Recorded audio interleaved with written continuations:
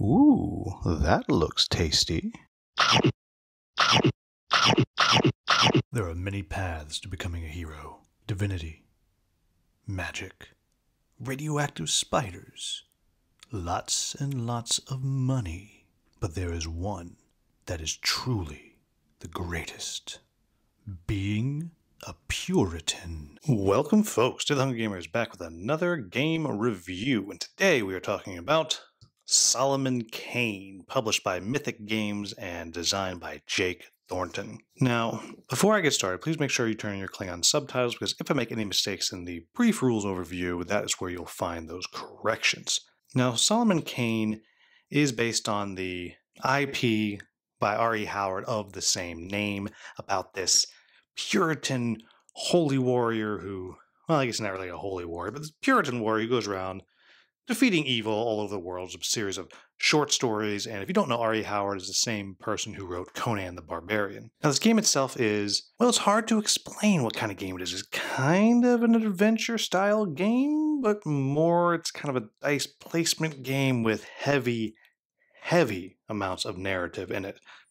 And it's pretty much going to be impossible for me to actually give you a real overview of the rules, because there's so much going on in this game. This video would be 47 hours long. So I'm just going to cover some of it. And I'm also going to do my best to not give away too many spoilers in regards to the story. And so I've picked this one right here, The Right Hand of Doom, because this is one of the ones that it recommends that you start with if you have it.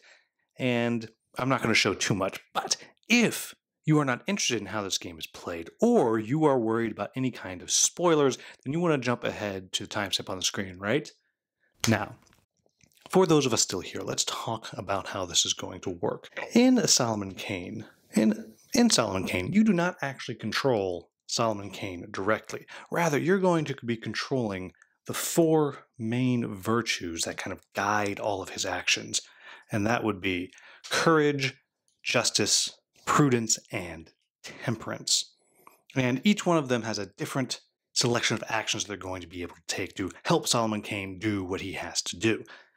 Now, before I get into kind of showing you how that works, let's start out with how the core of the game works, because the core of the game is based in these storybooks. So as you jump in, you're going to be spending a lot of time in this book, maybe half of the time of each story, and then the other half of you doing out on the battle map type thing. And again, if you don't want to see anything in here, go ahead and jump ahead to that timestamp that was on the screen. So, first off, though this game has a massive amount of miniatures that go with it, in fact, I'm not even going to show it to you because, well, it's kind of heavy, a huge amount of miniatures. At the beginning of each story, it's going to tell you everything that you need, so you're only going to be using a fraction of all the total miniatures in any given game. But what's going to happen is you're going to start the story, and it's going to give you your story, and then you'll have a choice. Sometimes there'll be choices like this where you just make a choice and you kind of flip on. And other times it's going to be things like this right here. And again, spoiler, spoiler, spoiler, spoiler. And when you're in these story chapters, what's going to happen is you're going to have a set amount of rounds, which are measured by your darkness cards down here, to complete the action. So here I have 4 darkness cards, and these are all kind of randomized. Doesn't really matter at the moment. And then you will have a variety of discovery cards that might be out on the board with you as well. And just to keep it from being spoilery at all, I've pulled out a different one that's actually on there, just to kind of keep things mixed up. But what it'll do is on the top of the card is going to give you story, and I'm keeping myself kind of zoomed out again to avoid spoilers. Then in the middle, it'll have whatever the effect is. And at the bottom, it'll tell you remains in play until whenever it goes away. For the most part, these will go away at the end of a chapter or a story arc, whatever it may be. And each story has its own huge deck of these. This is just actually half the deck for this particular story right here, but some of them are stories that come in 2 or 3 acts, and the whole stack can be like this. It's just a massive amount of stuff. But in these story chapters, you are trying to illuminate Solomon's path. And for his path to be bright, you need to get at least 3 light out there, and you proceed to the one thing.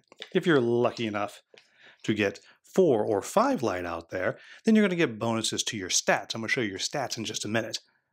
And if you have 2 or less, then your path is dark, and you proceed to the ostensibly worse branch in the story, which will probably just be a little bit harder, though it's all going to the same place.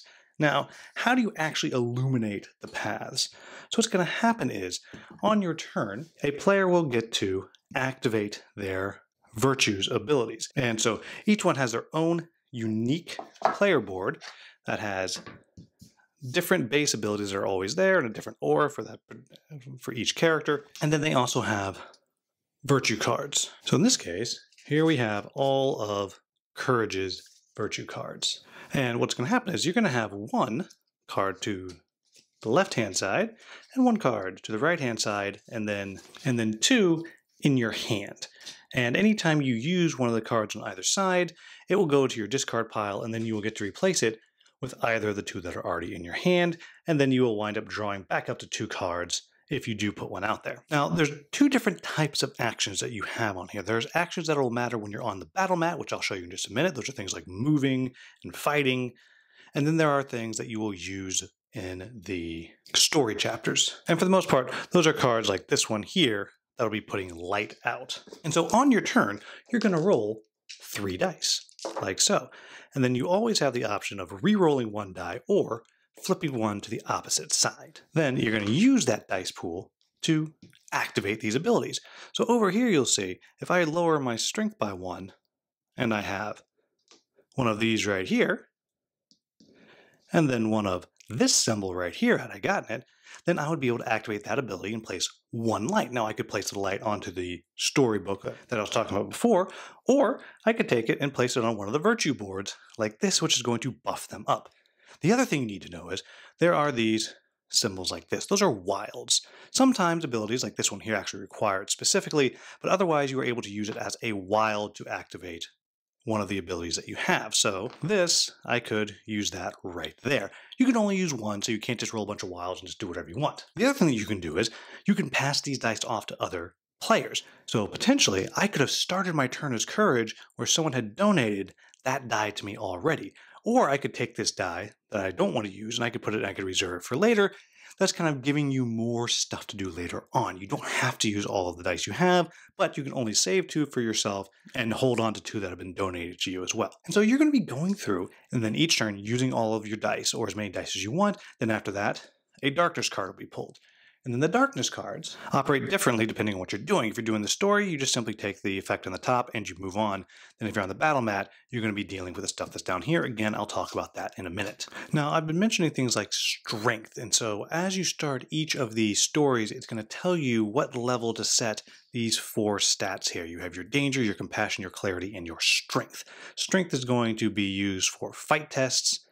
And then clarity and compassion are going to be used for exploration and for talking tests, for the most part. Then danger is going to determine how many shadows can be out on the battle mat at any time. And again, I'll explain that in a bit. What's important here is if this ever gets to 10, you have lost. If any of these ever gets down to 0, you have also lost. And depending on which stat hit the lost condition, there'll be a different story at the back of the storybook that'll tell you what happened to Solomon. Now, let's talk about the battle mats that I keep bringing up. Now, this again is just a random setup of 2 tiles here. And as you can see, it has these areas. And the areas are what you're going to be moving through. So when you're moving, you're literally going to be moving from area to area. There is no tactical combat, and this is what we often think of in a dungeon crawler.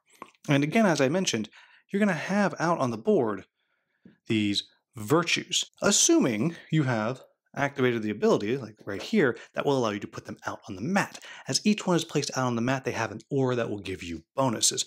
But often you will start the game with your virtue right there on your player board, both as usually covering up the aura, and then obviously they're not out on the mat. But it's going to cost you 3 dice to bring them out. So it's kind of one of those decisions you have to decide when do you want to put them out, when is it going to matter. Now, additionally, there will be spawn points out on the map. And I'm just putting 2 of them out because my map's so small. And from those, shadows are going to spawn.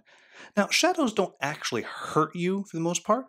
What they're going to do is, though, if they get close to Solomon, they're going to make his abilities, make his tests worse. Whereas the virtues make them stronger, shadows will make them worse. And as shadows close in, it stacks up more and more and more. Of course, if a shadow moves into where a virtue is, that virtue can do a holy shockwave or virtuous shockwave, and any shadows within 2 will be removed from the map, though of course they're going to be coming back decently regularly. What you're also going to have out there are you're going to have characters and bad guys, and you never know what it's going to be. It might be just a simple character that's going to be moving around the board, and it's pretty much an NPC. Sometimes it's literally scenery that you just put out there, but you never actually know what it's going to be. And again, these are just random things I put out there, and I put a shadow back out there. And each scenario is going to tell you what it is that you're trying to do. It'll tell you if you go talk to this pirate here, which is doing a talk test, and as I mentioned, those are things that you're going to do on these virtue boards. It'll say, well, if you do a talk test and you get high enough, you're going to go to event card, discovery card 147 or whatever it may be, and it's going to tell you what happens. It's going to give you an effect. It'll move you along in the story and get you closer to defeat or victory. Now, how do these tests work? Well, you're going to be taking these tests, and again, I keep flipping this one out here, like this talk test right here, where it talks about talk X, X being how much light you have here. So you might have a talk of 1. You get to take a talk test when you do that. Then you get to add a stat from your stat board to that. And then what you're going to do is you're going to flip over one of these cards right here. And both Solomon and the bad guys will be using these cards. And what these cards do is based on how important the character is, Solomon's almost always over here at this side over here, it's going to give you a number that you're going to add on to whatever bonuses you have. And again, you check the storybook and it's going to tell you if you hit this number, you go to this discovery card, you hit this number, you go to this discovery card. And the numbers that you can draw, they don't vary wildly, but there is a pretty big range of numbers that you can get. As you can see, we have a 4, a 5, a 7, and so on and so on. Now, when you're doing talking and exploring tests, that's pretty much where it ends. However, when you're doing a fight test, then things are a little bit different. So what's going to happen then is whoever's involved in the fight, and again, it's all very story-based, is going to have their own card, something like this one right here, where you have Gallant Kane, and perhaps Gallant Kane is fighting these conniving thugs. And so as you do this, you'll see it gives you a little story of what happens, and then it gives you these fight effect numbers. And so when that happens, when you roll that, you then go through and you do those 2 cards from the fight event deck in the order that it says. So again, this is just a totally random one, but you see it has all these effects here, and on the bottom it has a little flavor text, and then you do what it says. And the higher the number you get, in general, the better it's going to be for both you and whoever it is that you're fighting. And then after you've activated one of these things, then you're going to flip it over, and it kind of changes what we have. So Gallant Kane suddenly becomes Zealous Kane, and the story of what he's doing, how he fights, is just a little bit different. What I hope that you are hearing is this is story, story, story. And usually what's going to wind up happening is if Kane takes any damage, he's going to be taking damage over here to his strength usually, though sometimes other things, sometimes his awareness or his clarity or compassion. I was playing one where I got hit in the head with a chair, so my clarity started going down. And things like that, again, all very story-based. And usually the things that you're fighting, it will either have a set number of damage that they can take, and then sometimes you just have to get high enough, then the story is going to move you on. And so that's pretty much it. And if it sounds like I haven't said that much that you're doing, that's because it's all in the storybook. And as you're about to see here, it's a lot of story. This is a heavy thing. This is actually a challenge for me to kind of hold out like this in just one hand. So there's a whole bunch in there. And of course, there's definitely more to it. There's tags that each thing has. Is sometimes it'll prescribe that each turn they're going to be moving around, they're going to be seeking stuff, destroying stuff. But every single encounter that you have, these basic things that you're doing with your talking, your exploring, your fighting, it all has a narrative that goes with it. And each one, that's why you have these huge decks of cards, because every single story, every chapter is completely different with what is going on. Hopefully that gives you a rough idea of how the game works in the macro, because if I try to get into all the details, this review is never going to end. So, what do I like about this game? First off, without question, the best part of this game is the story. There is so much narrative and story in this game that I legitimately really want to go and read the short stories. But on the other hand, I don't really have to read short stories because I feel like I'm getting the bulk of these stories in the game. So to me, I think that is a major, major win. I think people who are fans of this IP will not be disappointed in the way that it tells the story, that it moves it along, and you do feel like you're taking part in that story, but it doesn't feel like you are the story. And what I mean by that is it still feels like you're reading the story in some ways, because you're not Solomon. You're the things around it that are influencing Solomon. And that, to me, is just very, very clever. And the stories are good. Some of them are kind of, well, old-fashioned, like the one that I was showing earlier, The Right Hand of Doom. Like, spoiler, that someone chops off their hand and the hand's like running around, and it's, well, the Hand of Doom. Ooh, But it's just so much fun, these stories, and I really can't say enough about how well done the narrative is in this game. If you like this IP, you are going to like that part of this game. The next thing that I really like is the basic dice placement mechanics in the way that the cards move in and out, and you constantly have different actions you're able to use. I think that's just very, very, very clever. It's fast, and it's relatively simple because you don't have a ton of options, but you just throw the dice. There's only 3 of them. Maybe you have a couple that are already there, so it's not like there are a ton of things that you can do. Any given turn, you can probably only do 2 of them anyway, so you're able to figure out what it is that you want to do and able to kind of look around and say, you know, I can't really do anything useful here. You take these dice here, maybe you could do something interesting as well. And what makes that work is that this is not a combat-heavy game. I think in the first 2 stories that I played through, and I did play through one of them twice, so again, I took different branching paths. So first 3 stories, I had 2 real fights in the sense that I took out those fight cards and I'm going through and seeing what's going to happen on each one and pulling fight effects. It's just not a combat-heavy game, so you're not doing a lot of back and forth, back and forth. For the most part, you're going and you're going to talk to somebody. You're going to explore, and you're going to look for something. And again, it's so steeped in the narrative that every time you do it, that you're pulling these new cards, and sometimes you do repeat them, but not that often. And it just feels like you're there, and you're running through this story, but it's not on rails, because every single scenario or chapter that you do, how well you do is going to determine where you go on the next one. And you absolutely can fail.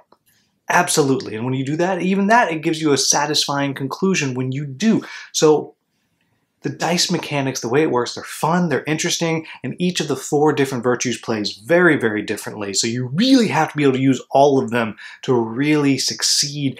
All of that is just really interesting, and I do think well done. The next thing is the miniatures. They look great. There's just truly some great detail on these miniatures. If you like to paint miniatures, then you're really going to enjoy this. I'll also say, if you're into RPGs and stuff, there is a treasure trove of miniatures that you can use in your other games in here. It's just crazy how much there is. I mean, you get an entire box. This is not the box, but that is this big. That's just full of miniatures. And this is the main game box. There's not a single miniature in here. Everything that's in here is story and cards and dice. It is so much content that's in there. And again, that's another bonus with this game. Everything about the production is really nice. The dice are really nice. They're good quality cards. The art is really good. Again, if you like this style, I think it's great. I also appreciate the way the tests are done. You get your static bonuses, and you're building up your static bonuses as those 4 tracks are going up and down. And what I like about it is it's very, very fast. And it's just you flip that card, look at the bottom, and that's what you get, and you move on. And so while in many regards that's no different than rolling a die, there's something about it that just feels faster. It feels less random, even though I'm sure it's absolutely just as random.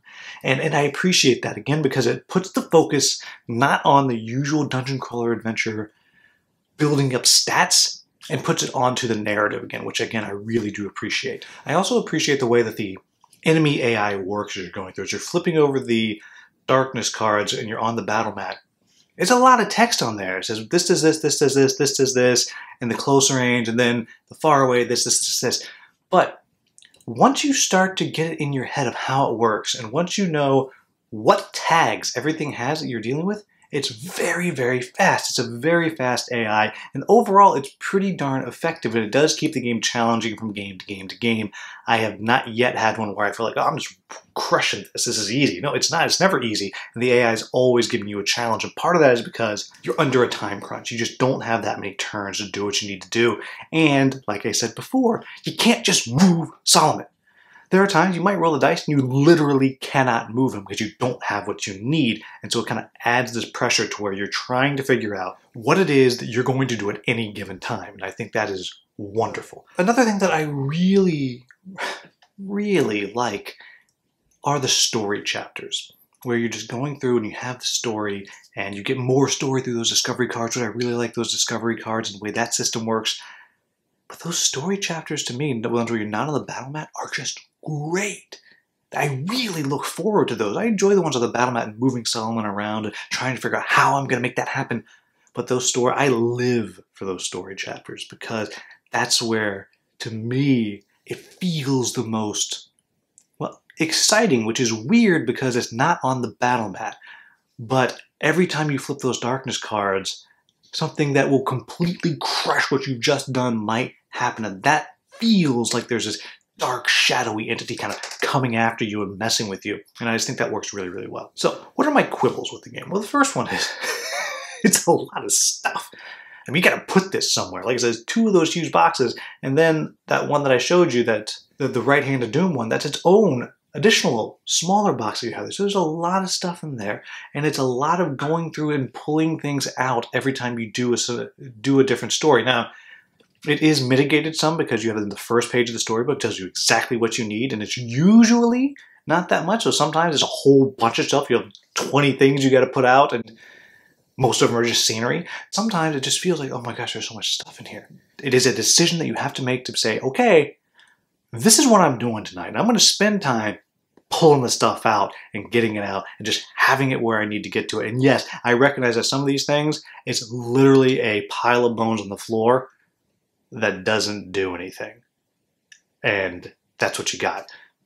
And so that's just something that may really feel awesome to you, and it may be like, oh, I just want to play the game. I don't want to take stuff out of it. And it just depends on who you are. And I will admit, sometimes I feel like, oh, this is awesome. Look at these amazing things. And other times, like, oh my gosh, there's so many things. I'm putting all these things out, and this one thing didn't even do anything, and it's never going to do anything. Ugh. Which brings you to the next quibble, which I just praised. This is about story.